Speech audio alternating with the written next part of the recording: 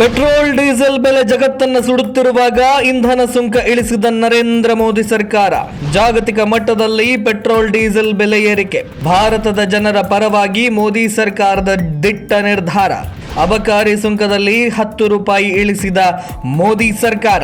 ಪಶ್ಚಿಮ ಏಷ್ಯಾ ಯುದ್ಧದಿಂದಾಗಿ ಜಾಗತಿಕ ಮಟ್ಟದಲ್ಲಿ ಬೆಲೆ ಏರಿಕೆ ಬಿಸಿ ಕಾವು ಪಡೆದುಕೊಳ್ತಾ ಇದೆ. ಇದರ ನಡುವೆಯೇ ಪ್ರಧಾನಿ ಮೋದಿ ನೇತೃತ್ವದ ಭಾರತ ಸರ್ಕಾರ ಪೆಟ್ರೋಲ್ ಮತ್ತು ಡೀಸೆಲ್ ಮೇಲಿನ ಅಬಕಾರಿ ಸುಂಕವನ್ನು ಇಳಿಸುವ ಮೂಲಕ ಅಚ್ಚರಿಯನ್ನ ಮೂಡಿಸಿದೆ. ಇರಾನ್, ಇಸ್ರೇಲ್, ಅಮೆರಿಕ ನಡುವೆ ನಡೀತಾ ಇರುವಂತಹ ಯುದ್ಧದ ಪರಿಣಾಮವಾಗಿ ಕಳೆದ 1 ತಿಂಗಳುಗಳಿಂದ ಅಂತಾರಾಷ್ಟ್ರೀಯ ಕಚ್ಚಾ ತೈಲದ ಬೆಲೆಗಳು ಪ್ರತಿ ಬ್ಯಾರೆಲ್ಗೆ ಸುಮಾರು $70 ಸುಮಾರು $120 ಏರಿಕೆಯಾಗಿದೆ. ಪರಿಣಾಮವಾಗಿ ಜಾಗತಿಕ ಮಾರುಕಟ್ಟೆಯಲ್ಲಿ ಪೆಟ್ರೋಲ್ ಮತ್ತು ಡೀಸೆಲ್ ಬೆಲೆ ಏರಿಕೆಯಾಗಿದೆ. ಆಗ್ನೇಯ ಏಷ್ಯಾದ ದೇಶಗಳಲ್ಲಿ ಸುಮಾರು 30% 50%, ಉತ್ತರ ಅಮೆರಿಕಾದ ದೇಶದಲ್ಲಿ 30%, ಯುರೋಪ್ನಲ್ಲಿ 20% ಮತ್ತು ಆಫ್ರಿಕನ್ ದೇಶಗಳಲ್ಲಿ 50% ಬೆಲೆ ಏರಿಕೆಯಾಗಿದೆ. ಆದರೆ ಭಾರತ ಮಾತ್ರ ನಿರಾಳವಾಗಿದೆ.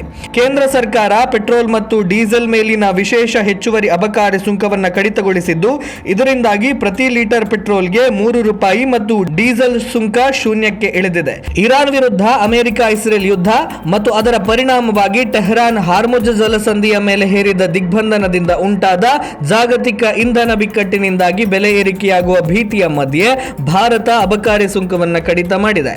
ಫೆಬ್ರವರಿ 28ರಂದು ಇರಾನ್ ಮೇಲೆ ಅಮೆರಿಕ ಇಸ್ರೇಲ್ ದಾಳಿಗಳು ಉದ್ವಿಗ್ನತೆಯನ್ನು ಹೆಚ್ಚಿಸಿ ತೈಲ ಮಾರುಕಟ್ಟೆಯನ್ನ ಅಸ್ವಸ್ಥಗೊಳಿಸಿದ ನಂತರ ಜಾಗತಿಕ ಕಚ್ಚಾ ತೈಲ ಶೀಘ್ರವಾಗಿ ಏರಿದಾಗಿನಿಂದ ಸುಮಾರು 50% ಏರಿಕೆಯಾಗಿದೆ. ಪೆಟ್ರೋಲ್ ಮತ್ತು ಡೀಸೆಲ್ ಚಿಲ್ಲರೆ ಬೆಲೆಗಳು ಬದಲಾಗದೇ ಇರುವುದರಿಂದ ಭಾರತದಲ್ಲಿ ಇಂಧನ ವ್ಯಾಪಾರಿಗಳು ಒತ್ತಡದಲ್ಲಿದ್ದರು.